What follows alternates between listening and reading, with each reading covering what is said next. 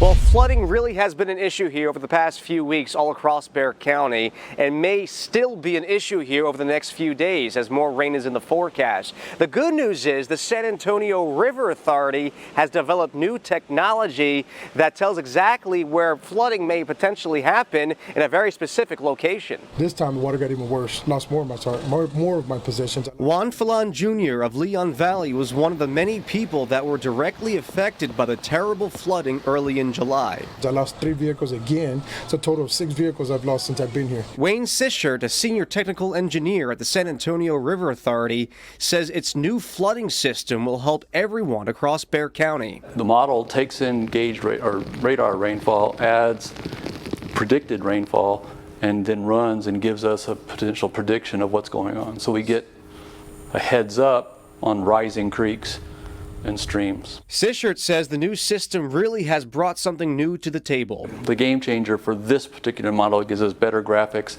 gives us more timely results, gives us an easy way for our stakeholders to access information and view it.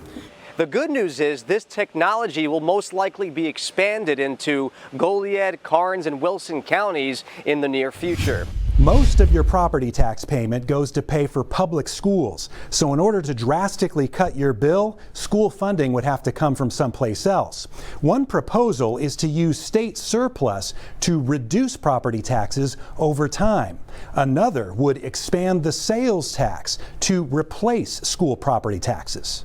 It's just frustrating when you get valuated at such a high property value and they don't actually come and check things out. Like many Texas homeowners, Doug Brown is fed up with the rapid increase in property taxes. He lost his income last year, but the taxable value of his house jumped by $10,000. I think they're rising unfairly in a percentage that we can't keep up with as income makers. Legislation submitted for the special session would limit state spending and use the surplus to reduce the school portion of property taxes. Too many Texans are being forced out of their home. We recently did a poll that said that 75% of Texans say that their property tax burden is too high. Texas collects about $70 billion in property taxes, and 43% of that is for school maintenance and operations costs. I'm here today in support of this great bill, Senate Bill 1336. Economist Vance Ginn with the Texas Public Policy Foundation testified in favor of another bill last session that would use an expanded sales tax to pay for schools.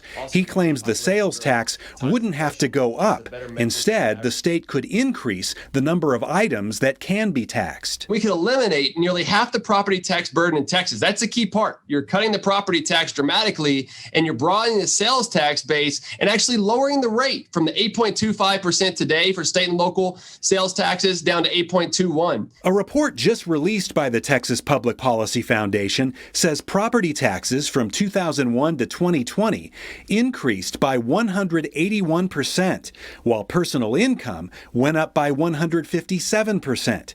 It argues the sales tax is a better solution because it increased by 133%. Proponents say a broader sales tax would give Texans more choice because the amount of tax they pay depends on how much they choose to spend, whereas property owners and renters get hit by property tax increases no matter what. But not all economists are sold on replacing a big chunk of property taxes with a sales tax. That revenue will go up and down with the economy. And so if you have an economic downturn, then the government's going to immediately get a decrease in their revenues. The legislature has put caps on property tax increases, but some lawmakers say they're not having enough impact and more drastic action is needed. The bill that would use state surplus to reduce property taxes was filed for the special session.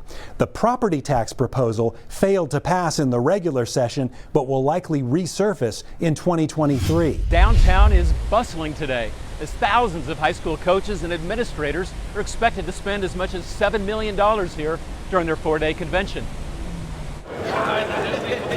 To watch them meet their friends that they haven't seen in 18 months was really neat to see. Mark Soto has a big smile on his face these days. The Johnson High School football coach is networking with thousands of his peers at the Texas High School Coaches Association's convention. They're filling downtown hotels and jamming restaurants. spending money that generates much-needed tax revenue. San Antonio's our coach's favorite city. That's evident in the record turnout.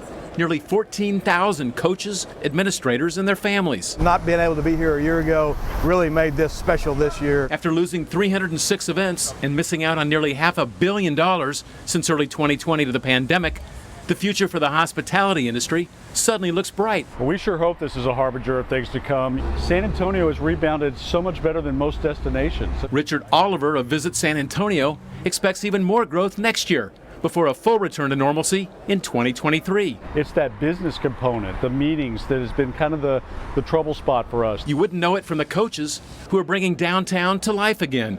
They're filling 9,000 rooms in 19 hotels through tomorrow. There's no replacing being face-to-face and bringing 14,000 coaches into one city. No doubt, San Antonio might be the best host city for something like this of anywhere.